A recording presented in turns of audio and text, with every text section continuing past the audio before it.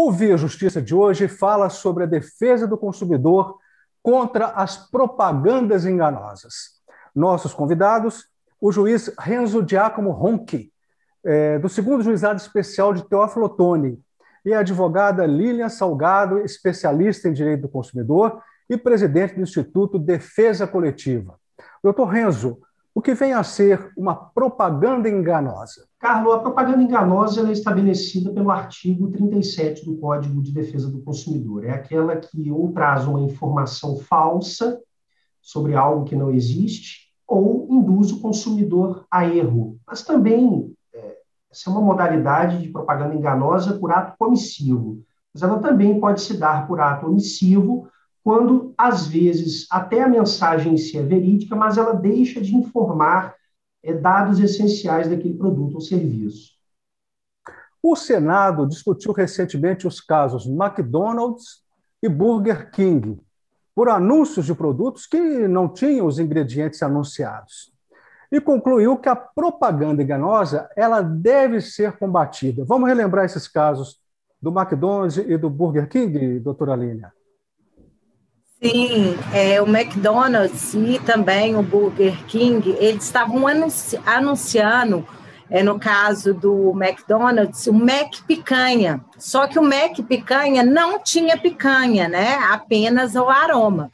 Então, isso é completamente vedado pelo Código de Defesa do Consumidor nos termos do parágrafo 1º do artigo 37 e também pelo parágrafo 3º do artigo 37, que fala a publicidade enganosa por omissão. Então, essa informação, o desenho, ele deveria vir em destaque para o consumidor, né? Então, essa é a questão, parece, mas não é. De acordo com o Código de Defesa do Consumidor, a gente tem um princípio, a informação é um princípio básico. Então, essas informações deveriam ser destacadas, ou seja, essa publicidade levou o consumidor a erro.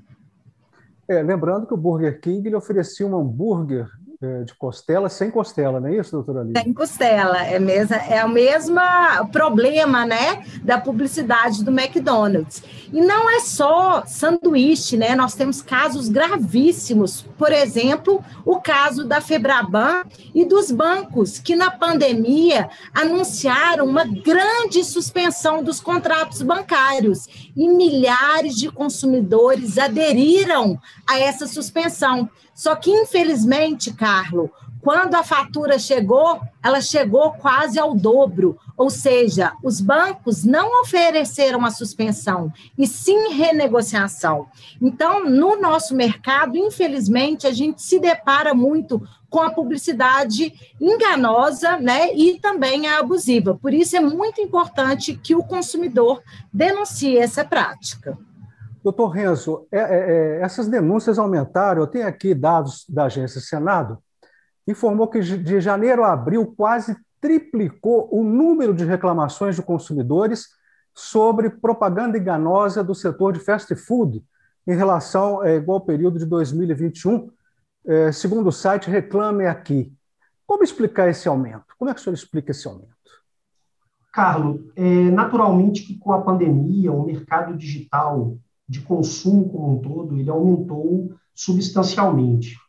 E nós temos hoje um fenômeno também que ainda não é regulamentado pelo Código de Defesa do Consumidor, mas o CONAR, ele já tem uma orientação que é a publicidade desenvolvida pelos chamados influenciadores. Então, você teve, nesse período da pandemia, um crescimento exponencial desse mercado, consequentemente, de publicidade, de propagandas publicitárias feitas por influenciadores. Então, eu creio que o motivo do aumento de reclamações se deve a esse fator.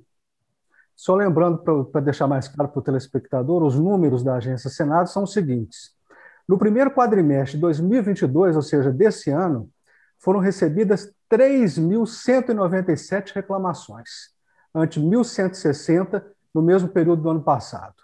Somente em abril houve aumento de queixas de mais de 100% em relação ao mesmo mês de 2021. Eu pergunto, doutora Lilian, qual o rigor do Código do Consumidor sobre a propaganda enganosa? que diz a lei em termos de penalizações para esses fornecedores, para os publicitários, né, que entrarem nessa questão toda?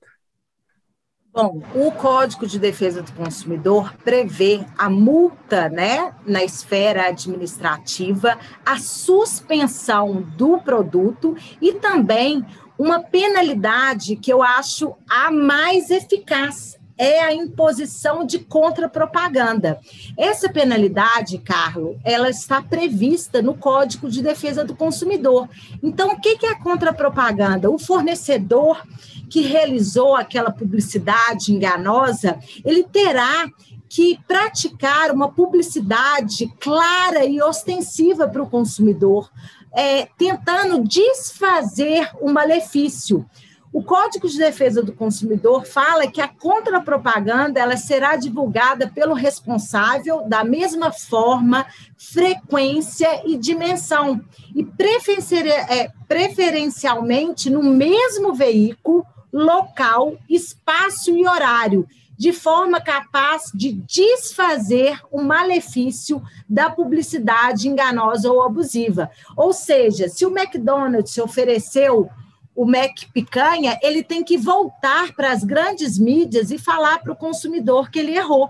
Também os PROCONs, através de processos administrativos, pode multar os fornecedores, o Ministério da Justiça também, e aplicar a multa. E também uma penalidade severa, que é a suspensão da comercialização do produto.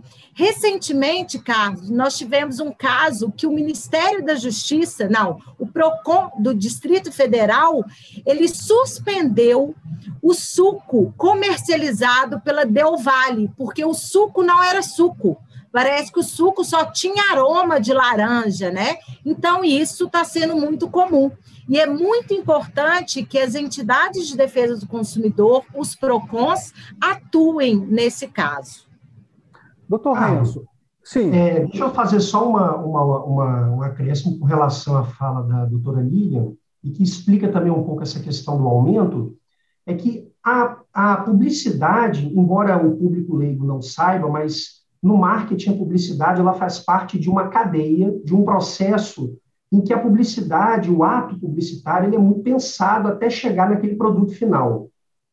Como na pandemia nós tivemos uma precarização dos serviços, de forma que esse consumo informal e essa publicidade também informal aumentou, naturalmente você teve um problema maior com propagandas enganosas e, por isso, também uma quantidade maior de reclamações, porque esses influenciadores que hoje fazem essa propaganda nesse ambiente digital, eles não têm noção de que a publicidade, a peça publicitária, ela tem que passar por um processo, por uma equipe, até ser aprovada no final. Ou seja, se nós já temos peças publicitárias que, mesmo passando por todo esse processo, incorrem nesse desvio, nessa patologia, imagine agora isso sendo feito por pessoas dentro de suas casas, com suas câmeras de celulares. Doutora Aline, eu pergunto para a senhora agora quais os prejuízos para o consumidor em caso de uma propaganda enganosa. Por exemplo, nos casos citados, né, dos fast foods, entregar um produto alimentício que não corresponde ao que foi divulgado pode causar quais riscos ao consumidor? Bom, no setor alimentício, Carlos, isso, na verdade, é um grande perigo, né? Essa publicidade, inclusive, ela pode ser enganosa e abusiva. Porque a publicidade abusiva é quando uma publicidade ela pode trazer risco justamente à saúde e à segurança do consumidor. Então, nós vamos dar um exemplo que está muito comum. A pessoa tem alergia a leite, né? E fala lá, não tem leite. O consumidor compra aquele produto, né? Ele pode ter uma alergia séria, inclusive pode vir a falecer. Então, essa publicidade, que ela é abusiva ou enganosa, o consumidor ele tem direito à reparação do dano moral e material.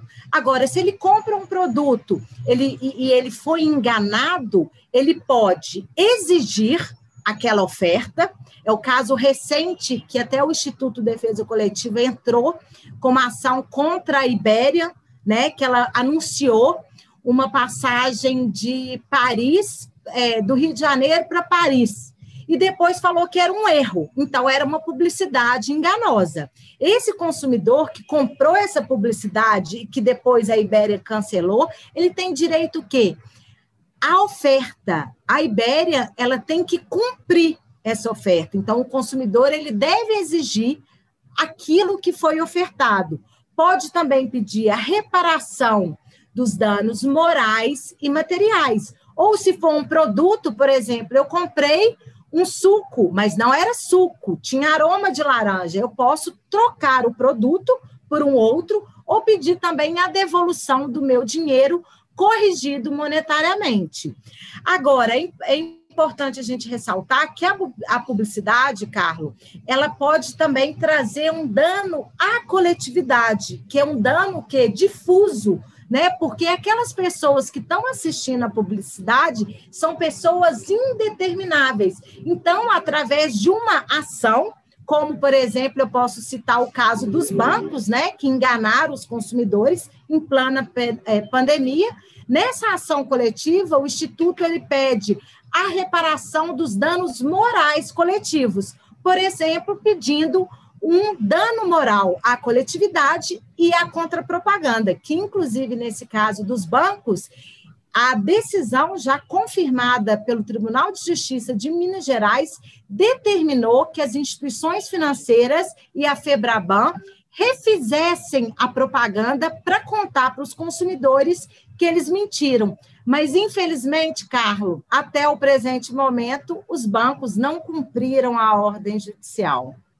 Doutor Renzo, para a gente encerrar esse bloco, eu gostaria que o senhor falasse sobre o princípio contratual que rege a relação do consumidor de ter um produto conforme foi anunciado.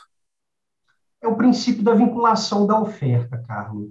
A partir do momento que uma empresa resolve fazer a propaganda sobre um determinado produto ou serviço, ela se vincula por aquilo que ela está oferecendo ao público. E por isso, por conta desse princípio da vinculação, há também o princípio da veracidade, ou seja, essa publicidade ela deve ser exercida de acordo com dados da realidade, de forma que o consumidor ele não seja induzido a erro ou levado a adquirir aquele produto ou aquele serviço com base numa informação falsa. Então, nós temos o princípio da vinculação, temos o princípio também da veracidade, e uma outra questão também importante, Carlos, sobre o princípio da publicidade, é o princípio da inversão do ônus probatório, de modo que toda vez que uma empresa incorre em alguma distorção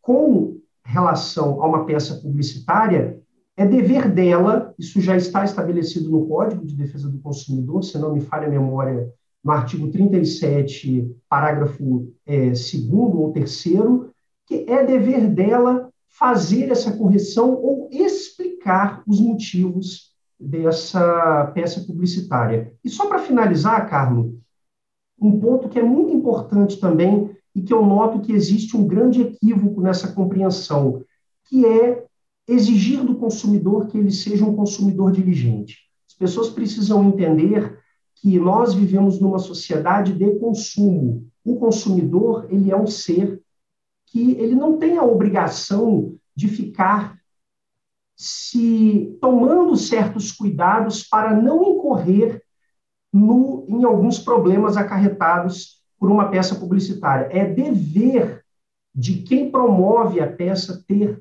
todo o cuidado, porque o consumidor ele é um ser presumidamente vulnerável. Há, inclusive, quem diga, Carlos, que hoje nós não estaremos mais nem numa sociedade de consumo, mas numa sociedade de cansaço, de forma que o consumidor sempre, em qualquer situação, ele vai ser uma pessoa cansada, por isso ele é uma pessoa fácil de ser induzida a erro.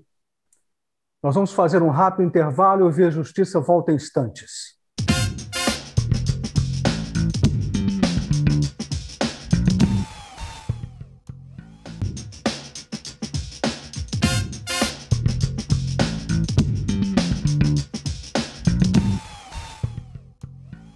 Estamos de volta com Via Justiça, hoje falando sobre a defesa do consumidor contra a publicidade enganosa.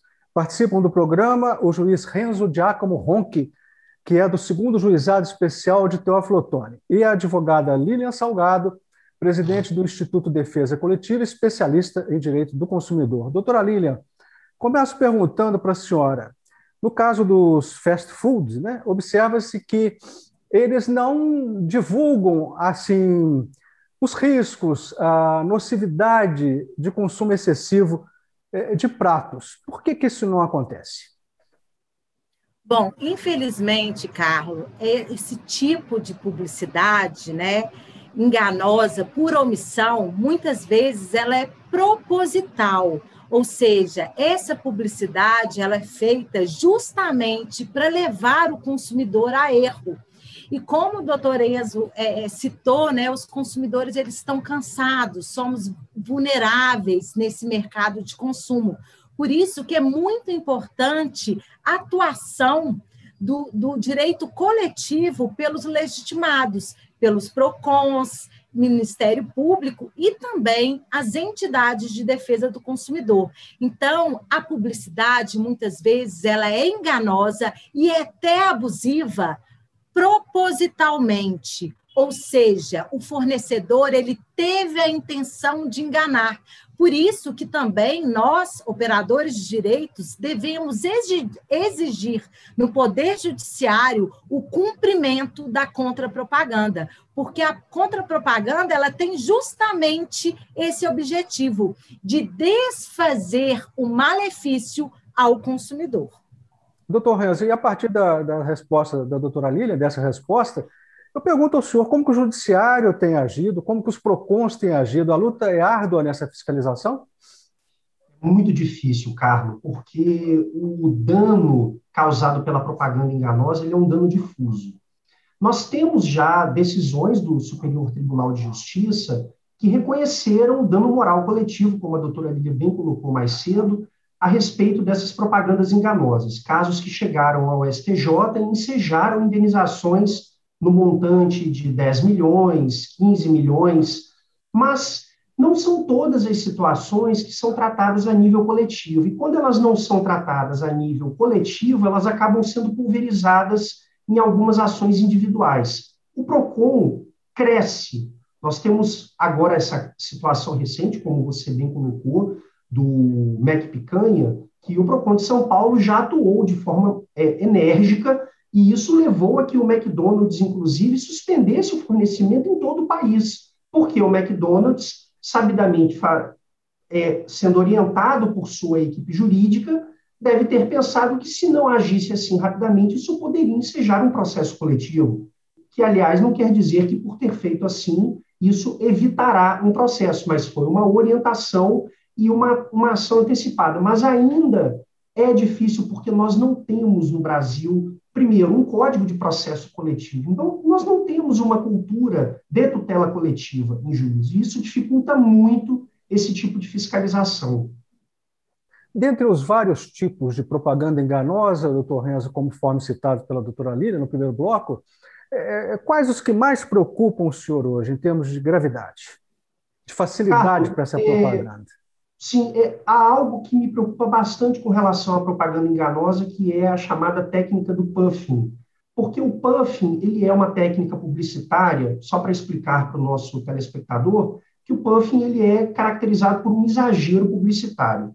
Então, traduzindo, ele é isso, um exagero. Esse exagero publicitário, ele sempre foi tido como algo naturalizado dentro da sociedade brasileira. Então, vejam que recentemente nós tivemos aquela propaganda de que você poderia ficar rico e ter 1 milhão em um mês. Essa propaganda viralizou em todas as redes sociais. Mas esse é apenas um exemplo. Nos Estados Unidos, por exemplo, você teve o caso do Red Bull, que tinha aquela propagandinha dizendo que o Red Bull te dá asas. Isso é um puffing, isso é um exagero publicitário. O Red Bull ele foi condenado por decisão judicial a pagar 13 milhões de dólares a nível coletivo, sem contar o prejuízo individual que o Red Bull precisou arcar, repondo cada consumidor que comprovasse ter adquirido uma latinha de Red Bull, porque se entendeu na decisão que não bastava só também o dano moral coletivo, mas a reparação individual. Então, nós temos esse problema. Nós precisamos de uma regulamentação melhor sobre esse exagero publicitário que se tornou naturalizado em nossa sociedade. Falar nisso, doutora Lilian, esse exagero mexe com o psicológico da pessoa, né? Antigamente, aquelas propagandas de cigarro, né, que mostravam a pessoa tinha status, né? É por aí, né? O post que o doutor Renzo explicou. Exatamente. Por quê? Porque a publicidade, ela é realizada por estudiosos, né? Então, tem um efeito científico, como é o caso daquela publicidade que falava assim, compre bis. Compre batom. Compre batom, compre batom, compre batom. Então, aquela publicidade levou várias crianças a pedir aos pais que comprassem um chocolate. Então, isso é uma publicidade abusiva, vedada pelo Código de Defesa do Consumidor.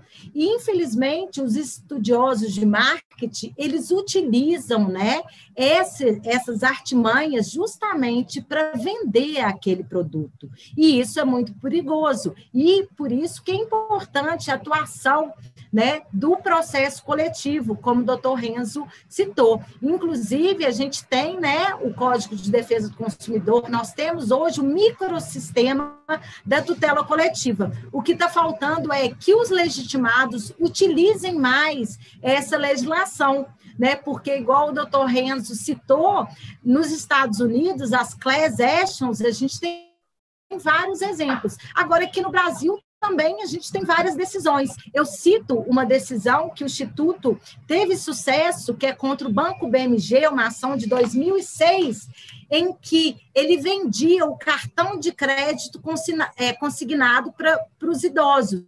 E nessa publicidade, o BMG colocou uma idosa, luxuosa, no shopping comprando. Ele foi condenado a realizar a contrapropaganda e para explicar para todos os consumidores do país, mostrar qual que é o risco do cartão de crédito consignado. Porque o idoso que é vítima do cartão de crédito consignado, ele pode ser vítima do superendividamento. Então, a nossa legislação, ela já prevê essa penalidade severa. O que a gente está precisando é que esses grandes litigantes, né, os litigantes habituais, cumprem as ordens judiciais. Doutor Renzo, a doutora Lilian falou sobre as crianças, né, naquela publicidade do batom, e aí eu pergunto para o senhor, quem corre mais risco com a publicidade enganosa, os adultos ou as crianças? Carlos, sem dúvida alguma, o público infanto-juvenil é um público mais vulnerável, porque não tem ainda o juízo crítico que, em tese, o público adulto possui para poder discernir sobre os efeitos daquela propaganda. Mas vejam, na década de 80, o público adulto foi muito atingido, por exemplo, por propagandas subliminares que eram feitas pela Coca-Cola quando as pessoas iam aos cinemas, saíam de lá com uma vontade enorme de beber Coca-Cola e depois se descobriu que, na verdade, havia uma técnica de que a cada 3, 4 imagens que passava, vinha uma imagenzinha da Coca-Cola que não aparecia ali para aquela pessoa que estava vendo o filme, mas aquilo entrava no inconsciente da pessoa e a pessoa, então, saía de lá com uma vontade enorme de consumir aquele produto. Hoje, nós não temos mais o fenômeno da publicidade subliminar ou publicidade clandestina, mas eu penso que a publicidade abusiva, que pode se dar em diversos níveis, contra o meio ambiente, contra grupos étnico-raciais, pode ser uma propaganda racista, ela pode afetar uma série de grupos, mas eu ainda penso que o grupo infanto-juvenil ele é o mais vulnerável. Nós estamos chegando ao final do programa, vamos partir para as considerações finais, rapidamente, começando com a senhora, doutora Lilian. O que eu não perguntei que é importante ser colocado? Eu acho que eu gostaria de ressaltar, né, que eu acho fantástico, na verdade, esse artigo 60 do Código de Defesa do Consumidor, que é a contrapropaganda. Então, eu acho que é isso, que a gente precisa de ter mais, uma atuação mais vigorosa dos legitimados, que no nosso país a gente precisa de uma atuação da tutela coletiva eficiente e também que a contrapropaganda ela seja cumprida, porque a partir daí eu tenho certeza que haverá menores publicidades abusivas e enganosas. Rapidamente, senhor agora, doutor Renzo. Eu estou de pleno acordo com o que a doutora Lilian disse, apenas gostaria de acrescentar também que nós precisamos ficar muito atento a uma técnica que vem sendo muito aplicada e que também é afrontosa também ao direito do consumidor, que é a técnica do merchandising. A técnica do merchandising, ela também pode induzir o consumidor a erro, ela pode trazer informações falsas, ela é uma prática extremamente naturalizada e comum em novelas e filmes, e eu vejo pouca fiscalização sobre isso. Nós temos até aquele filme que fez bastante sucesso, o Show de Truman, que demonstrava ali uma figura que era objeto, ele era praticamente um refém de uma sociedade ali criada para produzir o merchandising. Nós estamos convivendo com esse tipo de coisa, Carlos, e não estamos criando meios de fiscalização. Eu acho que é chegado o momento de começarmos a desnaturalizar essas práticas, porque de nada adianta termos um direito, termos ordenamento jurídico, termos instrumentos, se não temos uma cultura de respeito à boa propaganda. Muito obrigado ao senhor, muito obrigado à senhora pelas participações. Nós conversamos com o juiz Renzo Giacomo Ronchi, de Teófilo Otoni, com a advogada Lilian Salgado, presidente do Instituto Defesa Coletiva. Anote aí o nosso e-mail para contato, viajustiça@amages.com.br. Não se esqueça de nos acompanhar também pelas redes sociais da Amages. Obrigado pela audiência e até o nosso próximo encontro.